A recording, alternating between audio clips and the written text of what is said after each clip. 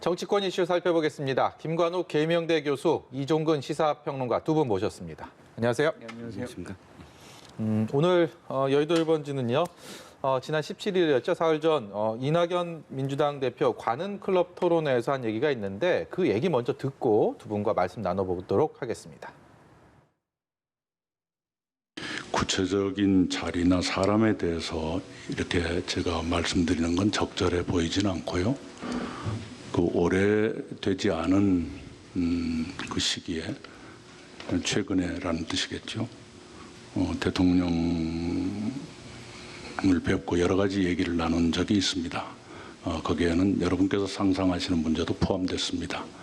그런데 어떤 자리를 어떻게 할 것이냐, 그것은 제가 말씀드리지 않는 것이 좋겠고요.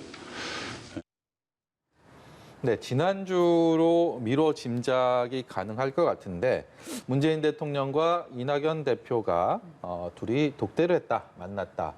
과연 그 두 사람은 어떤 얘기를 했을까? 여기에 대해서 언론 보도들이 계속 나오고 있습니다. 김현미 장관, 추미애 장관 교체해야 된다라는 건의를 했다라는 일부 보도가 있었는데 그거 사실 아니다. 그리고 개각에 대해서도 구체적으로 얘기하지는 않았다. 추미애 장관, 윤석열 검찰총장 갈등에 대해서도 그런 언급 없었다. 뭐 이런 얘기들을 하고 있어요. 그래서 그렇다면 과연 무슨 얘기를 했을까라는 궁금증이 점점 더 확산되고 있는데 거기에 더 확산이 될 수 있는 지금 이낙연 대표의 얘기가 보신 것처럼 여러분께서 상상하시는 문제에도 포함됐다라고 해서 더 궁금증을 자아내고 있거든요. 두 분은 둘이 어떤 얘기했을지 좀 예상이 갈까요? 구체적인 인사에 대해서 얘기하지 않았다라고 지금 말씀을 하시고 또 상상한 것이 무엇인가가 가장 중요하죠. 사실 이것이 개각인 것이냐 아니면 사실은 윤석열과 추미애 장관의 어떤 그 부분인 것이냐. 네. 그런데 많은 분들은 사실 지금 초점이 모아지는 건 상상 그 자체로 사실 추미애 장관과 윤석열 총장의 어떤 문제일 거란 말이에요. 네. 그렇게 해석하기가 굉장히 쉬운 얘기를 지금 사실은 대표가 한 거죠. 우리가 통상 보면 대통령과 여당 대표가 만나면 모든 현안을 얘기를 다 합니다. 거의 거리낌 없이 다 얘기를 하는 것이죠. 예. 그래서 아마 논의는 다 했을 가능성이 있는데 문제는 지금 인사 얘기는 굉장히 민감하죠. 그러니까 상상했다는 것이라는 것을 네. 지나치게 좀 구체화해서 이제 대표가 말한 것 같아요. 네.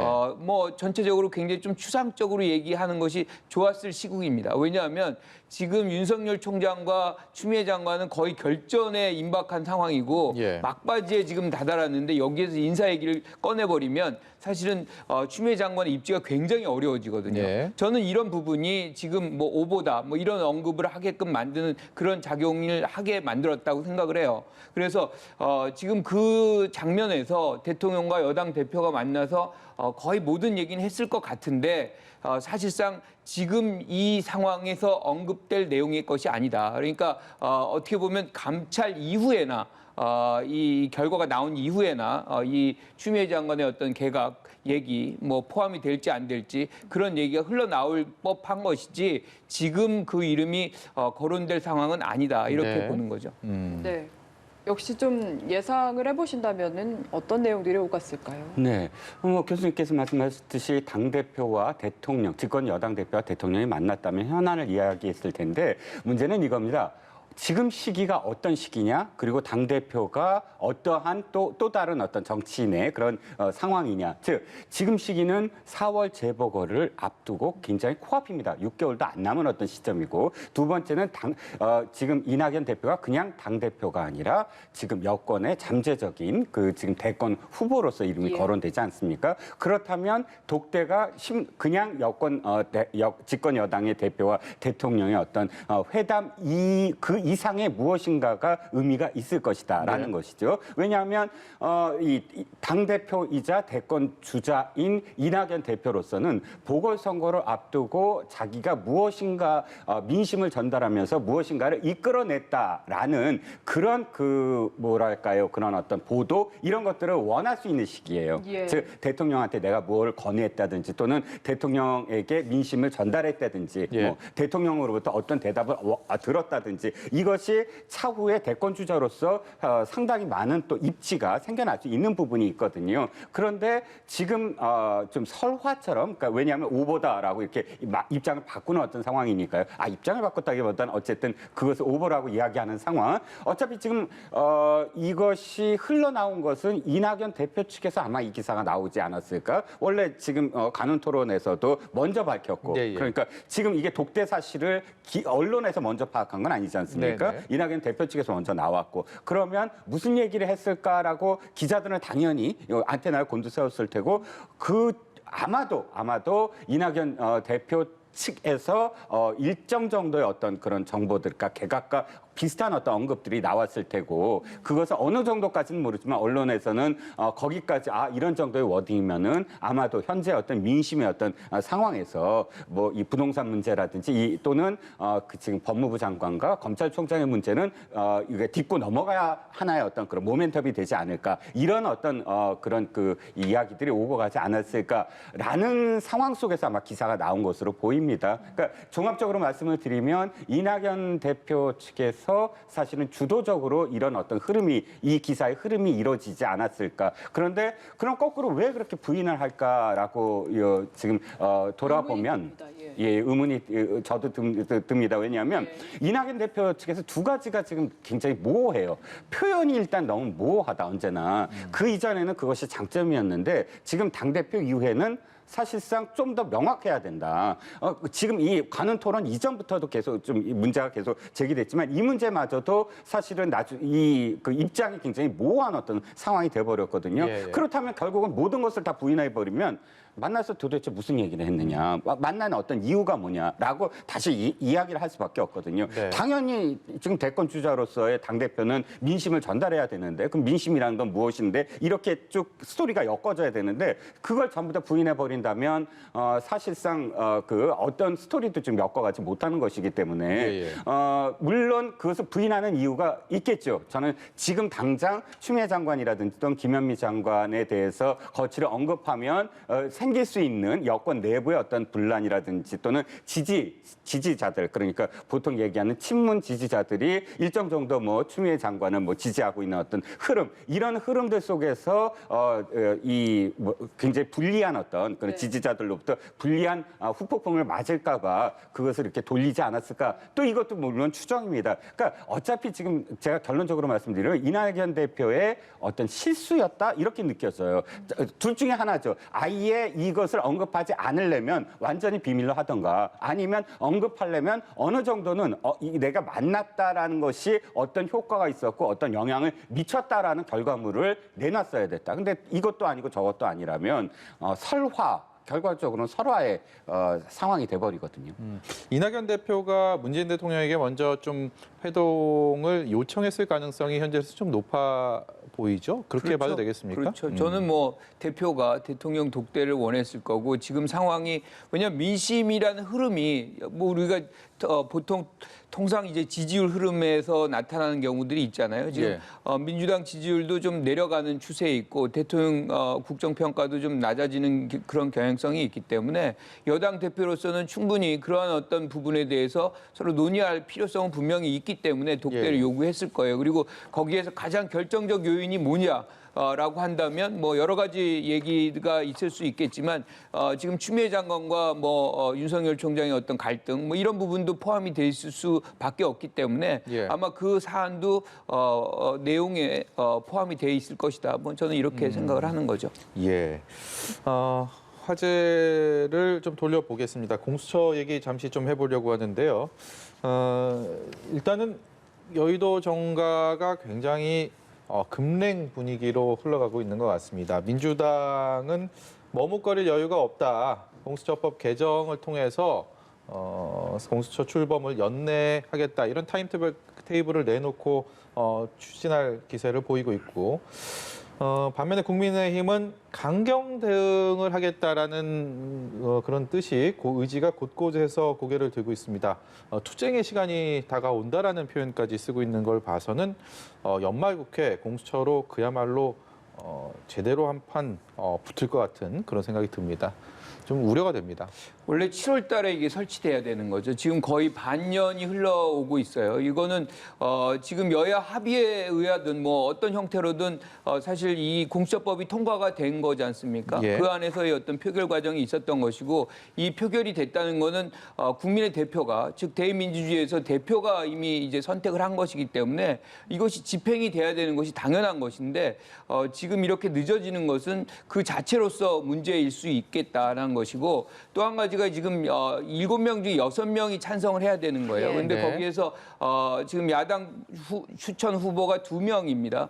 실질적으로 이것을 계속해서 이제 딜레이 시키는 연기시키는 하나의 요인으로 작동을 하는데 그러면 어떤 효과가 나오냐면 야당 후보가 야당이 추천한 위원이 선정하는 후보가 아니면 예. 계속해서 끝까지 사실은 이 부분에 대해서 거부권을 행사할 수 있어요. 네. 그러면 다시 얘기하면 이것도 대표성이라는 것이 존재하는데 그러면 5명이죠. 즉 3명 이제 당연직과 이제 2명 여당 후보 추천 후보인데 위원인데 예. 이 분들의 대표성은 그럼 어디 가는 겁니까? 그러니까 이런 문제가 구조적으로 지금 공수처 공수처장 후보 추천의 어떤 메커니즘이 잘못되어 있다는 것이거든요. 그래서 이것을 예컨대 뭐 5명씩 다 추천을 했다. 그러면 어떤 형태로든 거부권을 행사하든 뭐하든 그 풀 안에서 최종적인 후보를 추천하는 것으로 이제 법이 만들어진다면 지금 세 차례나 이제 뭐 지금 완전히 무산이 된 거잖아요. 예, 예.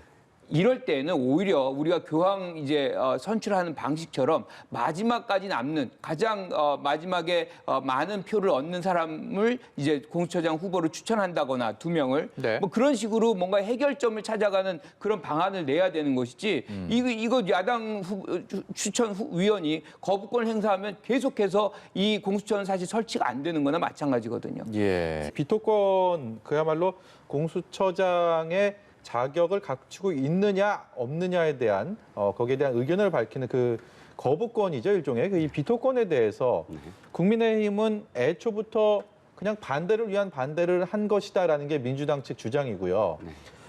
국민의힘 입장에서는 비토권을 보장하겠다고 해서 법을 이렇게 만들어 놨고 이제 와서 이거를 무용지물로 만드는 민주당의 행태를 또 문제 삼고 있습니다. 양쪽 얘기가 똑같은 상황에 대해서 너무나 갈라지기 때문에 그야말로 좁힐 수 없는 간극이 아닌가 생각이 드는데 여기에 대한 견해는 어떻습니까? 네, 공수처법이 지금 여야 합으로 이루어졌나요? 그러니까 지금의 국민의힘의 의원들이 이것과 관련해서 7명으로 하자. 그리고 야당 후보위원을 2명으로 하자라고 의견을 냈나요? 그렇지 않습니다. 이거는 철저하게 여당에서 지금 만든 법이에요. 그러니까 여당이 만든 그 7명 중에 6명입니다. 네. 즉 2명을 야당 추천위원으로 한 이유에 대해서 사실 법적인 어떤 정말 조문의 어떤 취지를 이야기한다면 예. 저는 이렇게 봐요. 두 명이 계속 이제 비토를 하면 영원히 안 되는 거는 법을 만들 때부터 당연히 알 수가 있는 거 아닙니까? 예. 그런데 왜 2명을 그렇게 했을까라고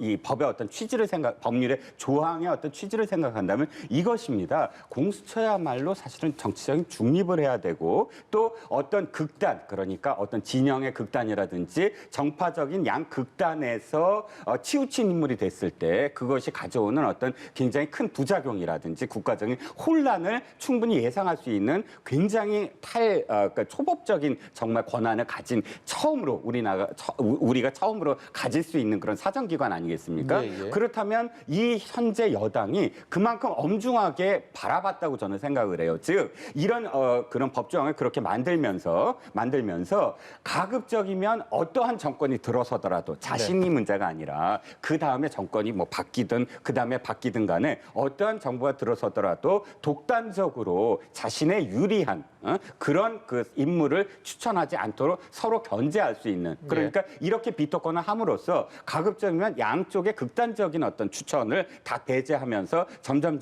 모두 어떤 정파나 어떤 진영에서도 이 사람이면 굉장히 중립적이야라고 고개를 끄덕일 수 있는 인물로 수렴할 수 있는 장치였다. 저는 이렇게 보거든요. 예. 그래서 사실은 작년에 패스트 트랙에 올렸거나 아니면 올리기 전부터 백혜련 의원 아니라 의원이라든지 여당 추진했던 지금의 여당 추진 안들을 설득하면서 예. 지금의 야당 의원들에게 자 봐라 이렇게 비토권을 주지 않았느냐. 당신들이 이 안에 함께 하자. 당신들이 어차피 지금 이걸 통과시키더라도 그쪽에서 추천하는 위원들이 안 되면 영원히 안 된다라고 지금 그 설득을 하지 않았습니까? 예, 예. 그러니까 물론 지금 여당이 주장하는 대로 조금 그러니까 이번에 처음으로 실시를 했는데 시간적으로 좀 촉박한 건 저도 인정을 합니다. 그리고 네. 비토권을 한번 행사한 건 인정을 합니다. 그런데 그럼에도 불구하고 법의 취지가 그렇다면 만약에 이것이 계속 다시 추천을 하고 추천해서 또 다시 비토를 하고 이것이 되풀이될수록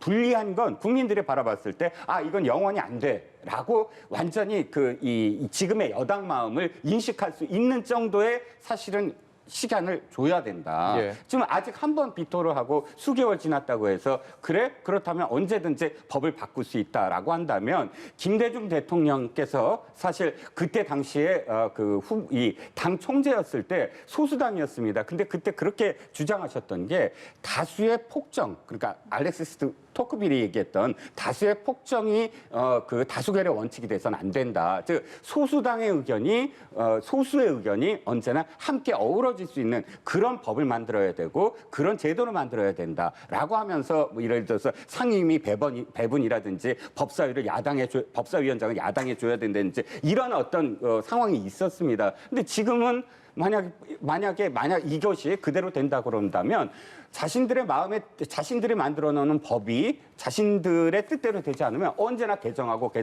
개정하면서 예. 다수당의 하나의 어떤 그런 일방적인 상황으로 지금 비춰질 수 있는 가능성이 있다는 것이죠. 예. 네. 근데 여당은 지금 어떻게 생각을 하냐면 야당이 이걸 계속해서 연기를 시키고 또 거부권을 행사하고 결과적으로 이렇게 해서 계속 연기를 해가지고 대선 국면까지 끌고 가서 설치를 실질적으로 못하게 해서 대선 공약화시키고 무력화시키는 이 장면으로 갈 수도 있겠다는 그 의구심을 갖고 있는 거예요. 이건 법으로 정해진 거기 때문에 실천을 하고 그 이후에 가서 진짜로 공수처가 뭔가 문제가 있다 그러면 그때 가서 대선의 과정 속에서 이거를 다시 뭐 폐기한다거나 충분히 공약할 수 있습니다.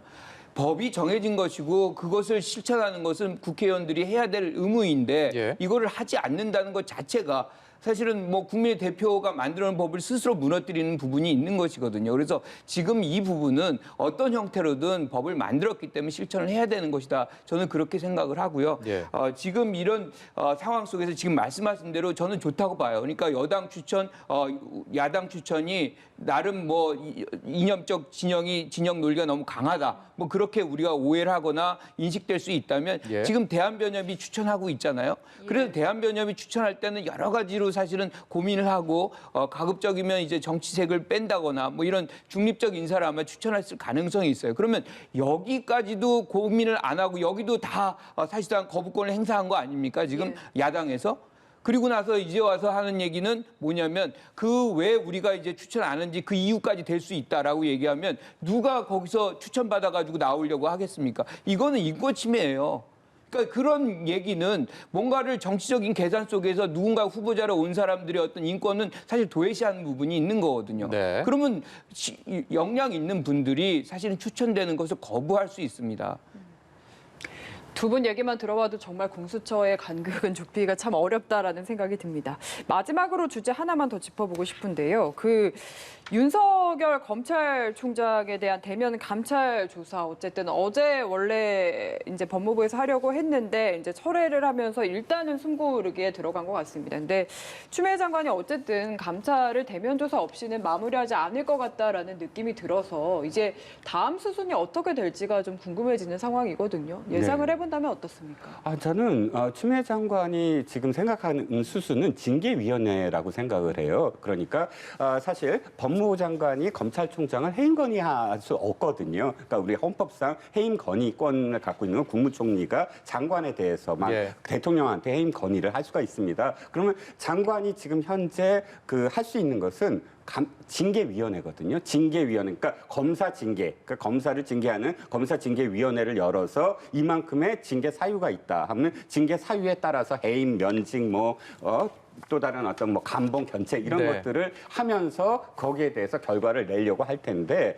보면 일단 그 징계위원회 있지 않습니까? 징계위원회에 7명을 봤더니 전부 다 법무부 장관이 임명한 사람들이에요. 법무부 장관이 위원장이고, 그다음에 법무부 차관, 그다음에 법무부 장관이 지명한 검사 2명, 그다음에 법무부 장관이 지명한 그다음에 교수 1명, 그다음에 학식 있는 자, 법학과, 그러니까 그 변호사 1명. 이러면 다 합치면 7명이거든요. 그렇다면 징계위원회에서 이런 어떤 징계를 받았으므로 이런 뭐 징계를 요청합니다라고 해서 결과적으로 봤을 때 이 징계를 계속 하기 위해서는 예. 지금 어떤 과정, 그러니까 이 감찰에 불응했다라는 것도 사실 징계 사유가 되거든요. 그러니까 이런 어떤 상황으로 몰고 가려는 게 아닌가 하고 네. 추정을 해봅니다.